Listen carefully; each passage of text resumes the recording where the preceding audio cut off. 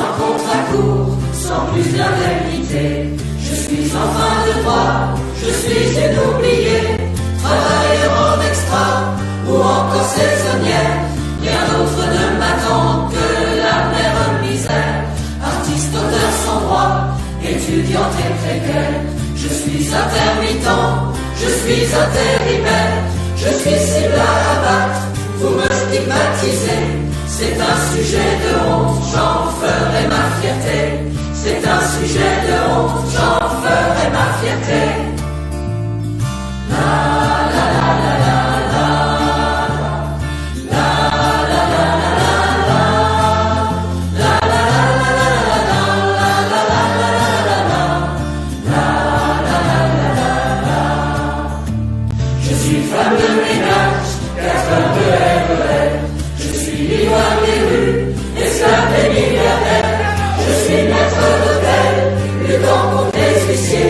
Finance événementielle, mon secteur à l'arrêt.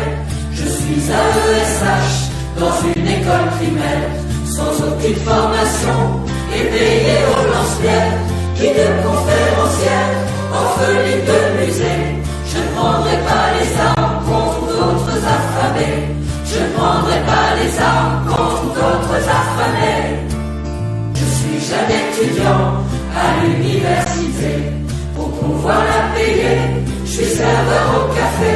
Depuis qu'il a fermé, je connais la galère. Hier je suis allé à la soupe populaire, enceinte de 8 mois et demain bientôt mère. Congé indemnisé, il faudra me le passer. Je l'ai appris hier, je suis atteint d'un cancer. Sans plus de droits sécu, faute de bosser assez. Sans plus de droits sécu, faute de bosser assez. Bonjour Philippe. Bonjour Thierry, bonjour à tous. 21e journal, 21e hebdo. Toujours là. Voilà. Merci en tout cas de votre fidélité, vous êtes de plus en plus nombreuses et nombreux à nous regarder et ça nous fait plaisir. Alors on continue d'être solidaires des intermittents du spectacle, mais aussi des intermittents du travail qui occupent désormais 148 lieux de culture et ce n'est pas fini et c'est pour ça qu'en introduction nous vous mettons chaque fois une petite chanson de résistance et d'appel justement au soutien aux intermittents du travail. Place au brève et bien sûr place aux toutes images tout de suite. Alors moi je suis ici pour m'opposer à la fermeture de Bichat et Beaujon puisque ce sont des lits qui sont en jeu, des lits d'hôpitaux qui peuvent fermer. Ça fait des années que nous sommes mobilisés contre cette fermeture qui va démanteler encore un peu plus ce service public de santé. Nous avons posé au niveau de la région la demande d'un moratoire à la droite régionale dirigée par Valérie Pécresse et ça fait des années qu'elle refuse.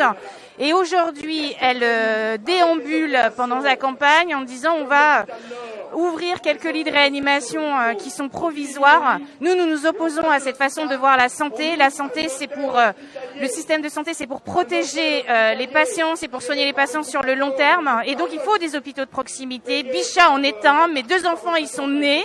Voilà, c'est quelque chose qui fonctionne. C'est des personnels qui sont dévoués. Ce sont des gens qui viennent du 18e arrondissement, de la Seine-Saint-Denis. Et c'est inacceptable de fermer ces hôpitaux. Ici, c'est un lieu de revendication. C'est une agora journalière, 16h, 18h, chaque jour, jusqu'à ce qu'on soit délogé. Et pendant que le groupe de Pierre Flasque s'installe, je voulais vous rappeler que nous demandons le retrait de la réforme de l'assurance chômage.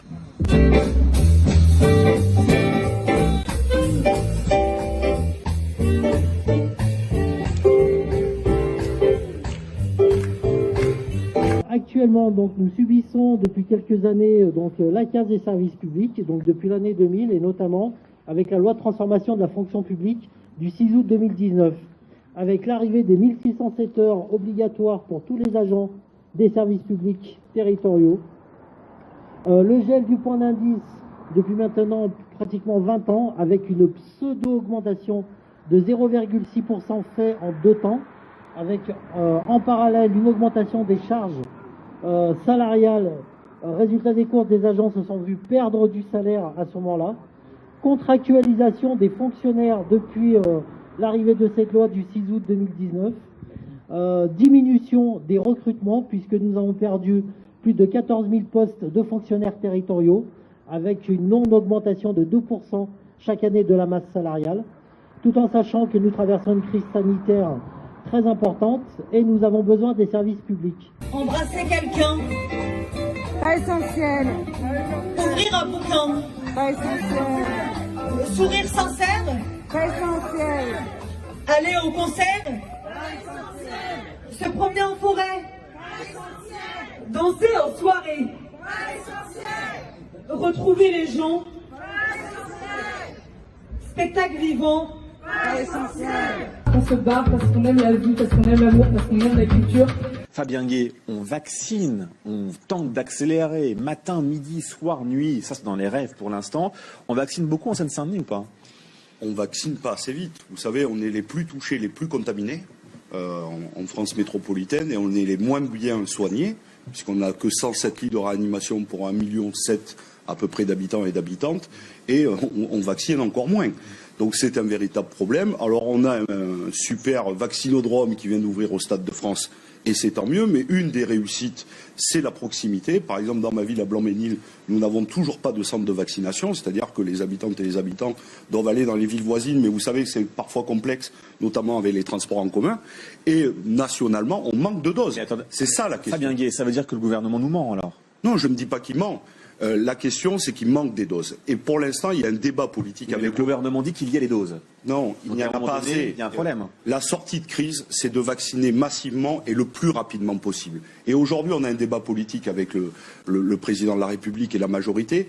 C'est la question de la levée des brevets pour produire en masse. C'est ça la question. Et aujourd'hui, la seule réponse du gouvernement, c'est de dire, avec les Européens, nous allons fermer les frontières et nous allons garder les doses. Mais je le dis, la sortie de crise, une fois que nous aurons permis l'accès à l'ensemble des Français, nous ne serons toujours pas sortis du bout du tunnel. Parce que si la moitié de la population mondiale n'a pas accès au vaccin, alors nous ne réouvrirons pas le pays.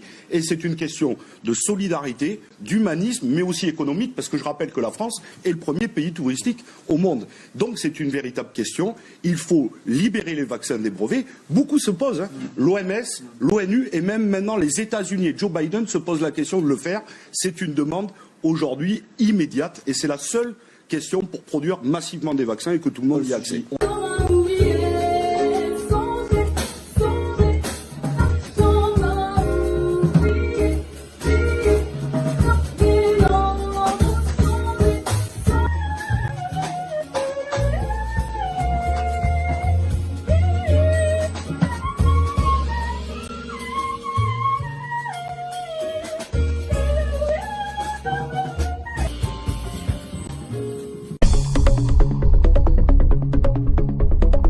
Ce qui vient au monde pour ne rien troubler ne mérite ni égard ni patience.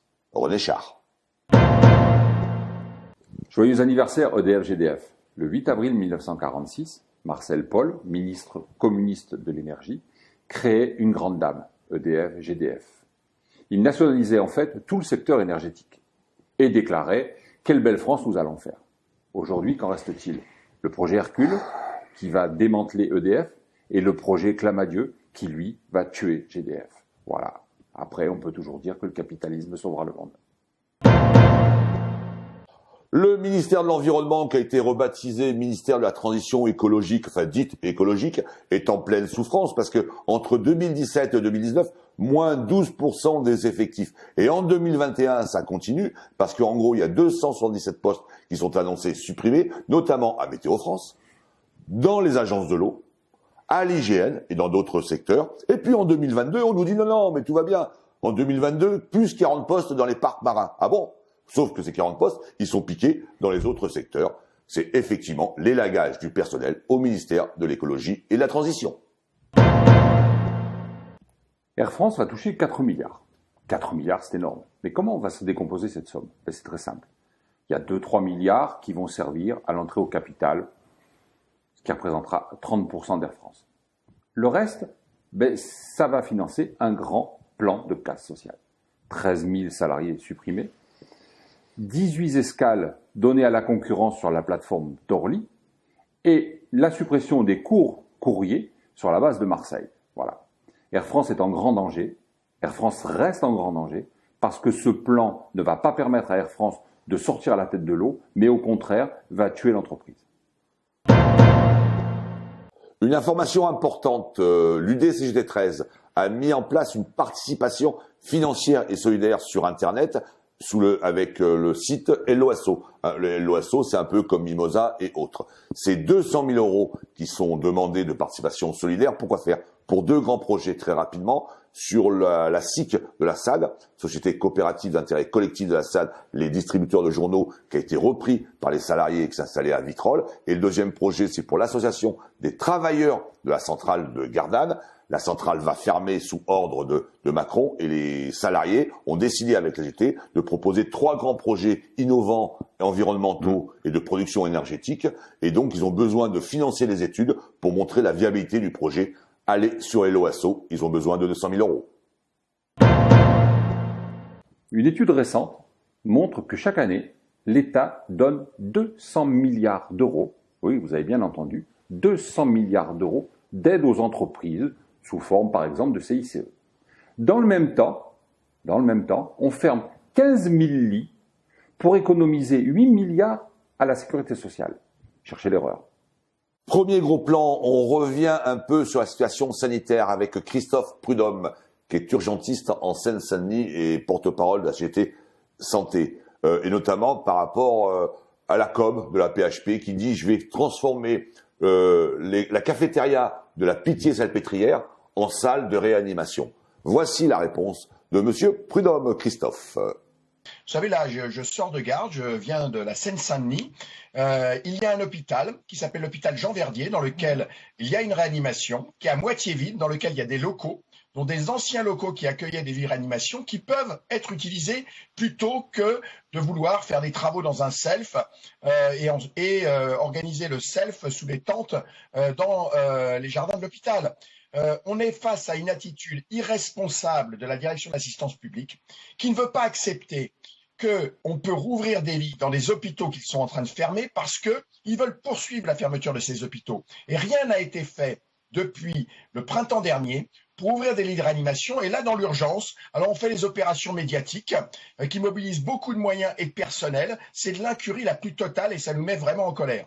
Alors vous parlez de l'hôpital Jean Verdier à Bondy, il y a également l'hôpital Hôtel-Dieu de Paris où il y aurait des lits disponibles selon des médecins sur place. Vous venez de nous le confirmer. Pourquoi alors ce refus de ne pas les utiliser par les autorités ? Parce que ces autorités sont responsables de la fermeture de ces hôpitaux qu'ils veulent poursuivre. Vous savez, si on rouvre des lits à l'Hôtel-Dieu, eh bien, cela prouvera que cet hôpital ne doit pas fermer. Or, là, on poursuit une opération immobilière avec, sur la partie de l'Hôtel-Dieu qui est face à Notre-Dame, l'ouverture d'un centre commercial et d'un restaurant étoilé. Et à Jean Verdier, c'est aussi un programme de fermeture de l'hôpital. Et si ils acceptaient aujourd'hui de rouvrir des lits dans ces hôpitaux, eh bien, ce serait pour eux une honte parce qu'il faudrait qu'ils acceptent de reconnaître qu'il faut arrêter ces opérations de restructuration avec des fermetures de lits. Je rappelle que M. Martin Hirsch, directeur général de l'assistance publique, plutôt que de se préoccuper d'ouvrir des lits de réanimation ces dernières semaines, s'est promené dans la Seine-Saint-Denis au nord de Paris pour aller promouvoir le fameux hôpital Nord qui va se traduire par la fermeture de 2 hôpitaux, Bichat et Beaujon, et la fermeture de quasiment 400 lits. Voilà, donc ce sont des ponce pilates et qui essayent de cacher leur incurie avec des opérations médiatiques. On va monter un hôpital de campagne dans un self. Mais c'est du n'importe quoi. Est-ce que nous sommes un pays du tiers-monde ou est-ce que nous sommes à Paris, dans une des premières métropoles mondiales?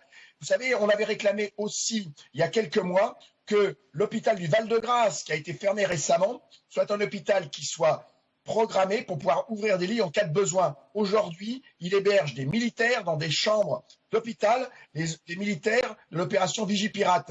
Voilà, donc il arrive à un moment donné, il faut dire les choses telles qu'elles sont. C'est un véritable scandale ce qui se passe aujourd'hui.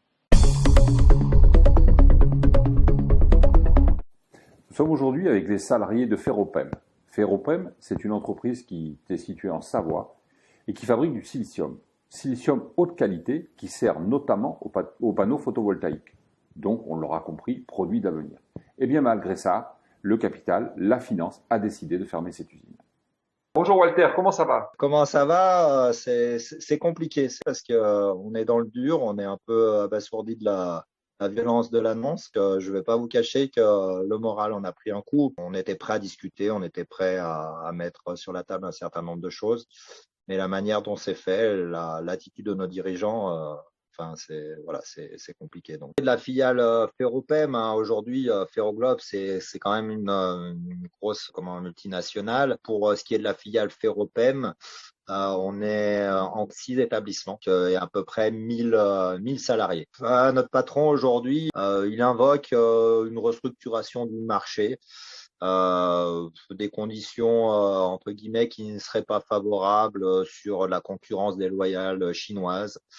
Tout un ensemble d'arguments qui sont largement contestés par nos experts. On est sur les marchés dont je te parle, que ce soit sur le silicium ou les ferroalliages.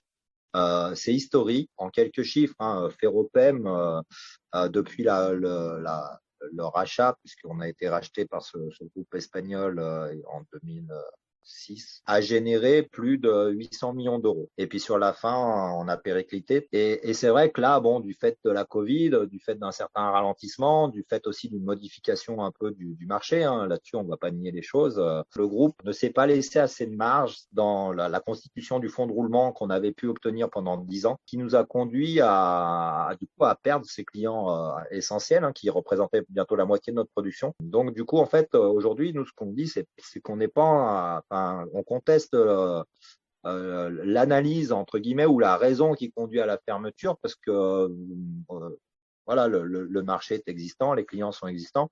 Il y a juste eu au fur et à mesure une attitude, un comportement qui nous conduit à cette prise de décision. Le groupe n'annonce pas une fermeture, en fait, annonce des arrêts de production et donc a visé dans son plan de restructuration le licenciement de 221 personnes sur le site de Château-Feuillet, dont je suis le délégué syndical, et de 122 ou 3 salariés de l'usine des Claveaux dans l'Isère et de 5 salariés du siège social qui est situé à Chambéry. Voilà, ça c'est pour les chiffres directs. Et puis après, bien évidemment, dès qu'on parle d'emploi direct, on parle aussi d'emploi induit ou indirect au périmètre et dans le territoire dont on se situe, parce que on a quand même un réseau de sous-traitants, un réseau de partenaires, de fournisseurs. Si on veut être en cohérence avec la politique de transition énergétique, si on veut être en cohérence avec des développements durables ou la mutation du marché de l'automobile, sur lequel on peut être un partenaire, que ça soit d'ailleurs sur les pièces automobiles, qui est sur Triangle, etc., mais aussi sur les batteries. Le potentiel industriel et des compétences et des savoirs et des débouchés, il est stratégique et il y a un vrai enjeu de marché, il y a une vraie réalité de marché qui est en croissance et qui est amené à avoir d'autres développements d'ailleurs. Notre groupe ne veut pas de concurrence, c'est-à-dire qu'il ne veut pas assumer ses erreurs, il veut même pas donner, entre guillemets, ou il veut pas assumer sa responsabilité. C'est vraiment là l'essentiel et c'est vraiment là qu'on veut, nous, en fait, qu'on intervient syndicat. Il y a eu des efforts locaux des territoires, il y a eu des exonérations de la part de l'État. On a accompagné la sous-activité justement pour maintenir les emplois, pour essayer de passer un cap. Et la finalité, c'est que, ils partent, et quand bien même ils partent, ils s'opposent déjà à d'éventuels repreneurs qu'on a mis devant la table. Deuxième gros plan, Philippe, et encore par rapport à l'actualité, parce que c'est important, y compris de la faire partager, c'est avec Philippe Gauthier de la SNAM CGT, Société Nationale des Artistes Musiciens. En fait, le propos que nous allons écouter, c'est sur la reprise d'activités culturelles, sur la reprise de la culture, sur la situation de la culture, mais aussi sur les propositions de reprise d'activités culturelles qui sont essentielles, Monsieur Macron. Bonjour, prenons un peu de temps pour discuter de ce que pourrait être un plan de soutien, d'aide, de financement à l'emploi artistique pour que nous, les artistes et techniciens du spectacle, nous puissions reprendre le travail le plus vite possible. Ce qu'il faut comprendre en premier, c'est que les artistes se paupérisent. ou les intermittents de manière générale. On s'est battu pour avoir ce que le gouvernement a appelé l'année blanche l'année dernière. Là, vous vous rappelez, le président Macron a fait tout un cirque pour annoncer ça. Là, on se bat pour que ce soit renouvelé, mais l'année blanche, ce sont les indemnités chômage. Et bien entendu, d'habitude, on a des indemnités chômage pour quand les jours où on travaille pas, mais on a des salaires pour les jours où on travaille. Et là, ça fait 1 an qu'on ne travaille plus. Et donc, cette absence de salaire, elle aboutit à une perte de revenus sèche qui, en moyenne, est de l'ordre de 25 à 30%. Et il y a des gens pour lesquels, évidemment, c'est même encore plus important. En plus de cette baisse de revenus, il y a tout ce qui est relatif aux droits sociaux.